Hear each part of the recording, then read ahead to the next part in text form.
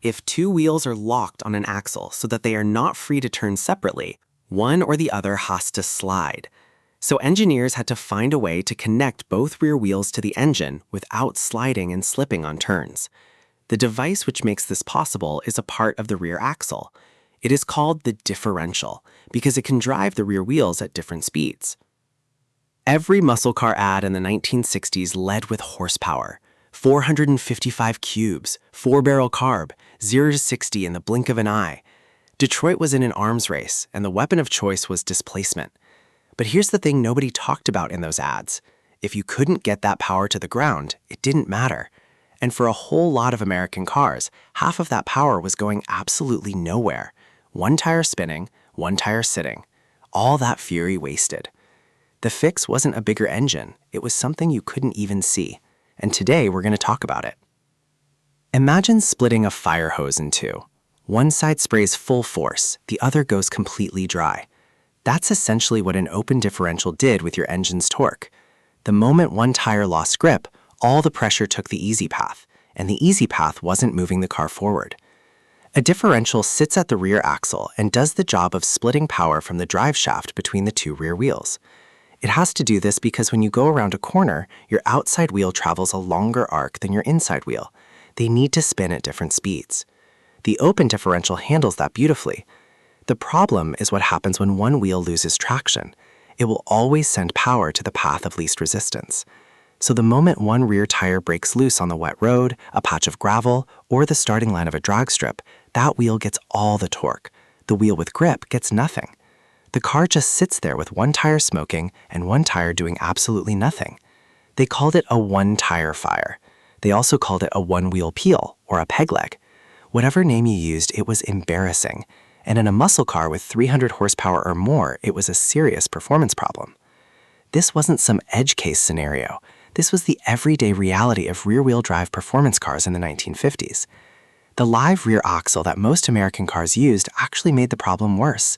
When you apply torque through a live axle, the right rear tire naturally loses some traction as the axle tries to rotate with the drive shaft's torsional force. Most of the power ended up going to the right rear tire, and it spun. The engine guys kept making more power. The chassis guys kept scratching their heads. The concept of limiting wheel slip wasn't new by the time Detroit got around to it. Ferdinand Porsche had commissioned the German engineering firm ZF to develop a limited slip differential back in 1935, specifically to deal with the tremendous wheel spin that plagued the supercharged Auto Union Grand Prix cars. Those cars were producing so much power that one rear wheel would just overwhelm its tire below 100 miles per hour. Sound familiar? The technology made its way into military applications during World War II, then into off-road vehicles, but it took until the mid-1950s for American passenger car manufacturers to seriously look at it. Studebaker and Packard were actually first in 1956, offering a unit manufactured by Dana under the name Twin Traction. Packard called their version the same thing, but it was Chevrolet that changed everything. In late 1956, Chevrolet introduced a limited slip differential as a $48 option on 1957 Corvettes and passenger cars, and they gave it a name that would outlast every competing brand name in the business, Positraction. Positraction used a multiple disc clutch pack inside the differential. When one wheel started to lose traction and spin faster than the other, those clutch packs engaged and transferred torque to the wheel that still had grip. Both wheels drove the car forward. It was exactly what performance driving required, and for $48, a Corvette buyer could have it. That name Positraction took on a life of its own. Within a few years, every other manufacturer had their own version with their own brand name. Pontiac called theirs Safety Track in 1958. Oldsmobile offered anti-spin starting in 1960. Buick went with Positive Traction. Ford had Equal Lock and later Traction Lock. Lincoln called it Directed Power. Chrysler marketed their version as Shore Grip across Dodge and Plymouth products. But despite the alphabet soup of marketing names, the American car-buying public latched onto one word, Posi. Ask anyone who grew up in the 1960s what they wanted in their muscle car, they'll say they wanted the Posi. Didn't matter if it was a Ford, a Plymouth, or a Buick, they wanted the Posi. The proof of how deeply this word embedded itself in American car culture came in June of 1962, when the Beach Boys put it in a song, My 4-Speed Dual Quad Positraction 409. That lyric immortalized Positraction as the mark of a real performance machine. It wasn't just an option anymore, it was a cultural signifier. It meant the car was serious. Now, let's talk about what this meant in practical terms, because the numbers tell the story better than any advertisement. A 1957 Corvette with fuel injection was already a fast machine, but with the Positraction rear end combined with the right gear ratios, Road and Track recorded a 0 to 60 run of 5.7 seconds and a quarter mile of 14.3 seconds in 1957 on street tires. That was the Positraction advantage in action, both rear tires putting power down simultaneously rather than one of them lighting up and going nowhere. For drag racing, the improvement was even more dramatic. On the strip, launch is everything.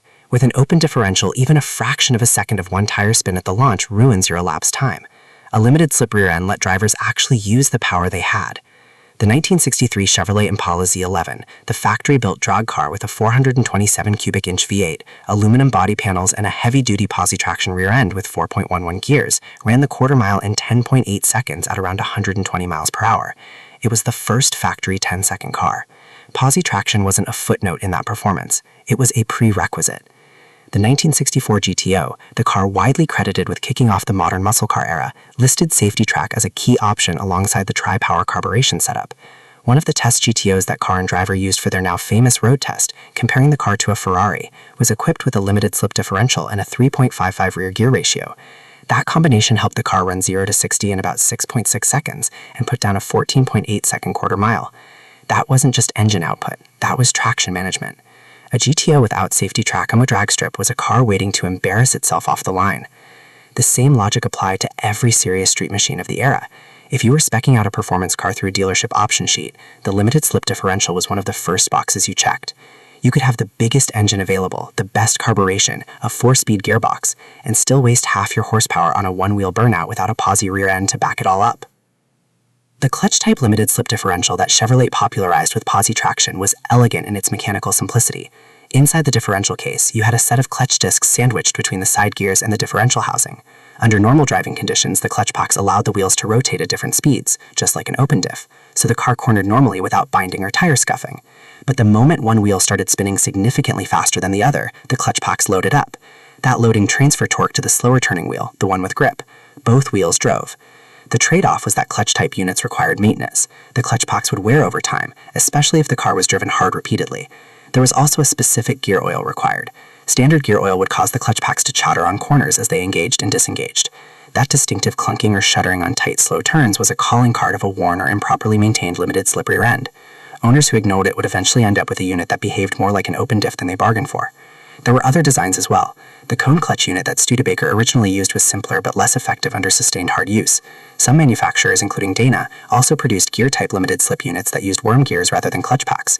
These were more durable and didn't require special fluid, but they were also more expensive to produce. The clutch pack design won out for most American performance applications because it struck the right balance between cost, effectiveness, and packaging. For serious drag racing applications, some teams went further and used a locker, a differential that simply locked both axles together all the time. The famous Detroit locker, derived from Ray Thornton's no-spin differential developed for military trucks during World War II, was a ratcheting design that sent full power to both wheels under hard acceleration, but allowed the wheels to rotate independently when cornering. It was loud, it was harsh on the drivetrain in turns, and it was not exactly pleasant on the street, but it was devastatingly effective at putting power down in a straight line. For pure drag use, it was unbeatable. For anything else, the limited slip was the more sensible solution. The limited slip differential shaped the reputation of nearly every serious American performance car of the 1960s and beyond.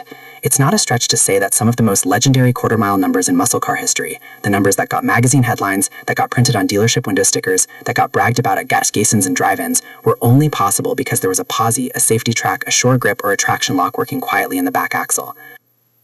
Detroit eventually got better at packaging this technology as standard equipment on performance variants rather than treating it purely as a cost-out option. By the late 1960s, serious performance packages like the Chevelle SS454, the Judge, the Plymouth Roadrunner Hemi, and the Boss 429 either included a limited slip rear end as standard or made it so obviously essential that buyers understood they needed to check that box. The marketing had caught up with the engineering. The principle hasn't changed in 70 years. Modern performance cars, everything from a current Mustang GT to a BMW M car, still rely on limited slip technology at the rear axle to manage torque distribution. Today, it might be an electronically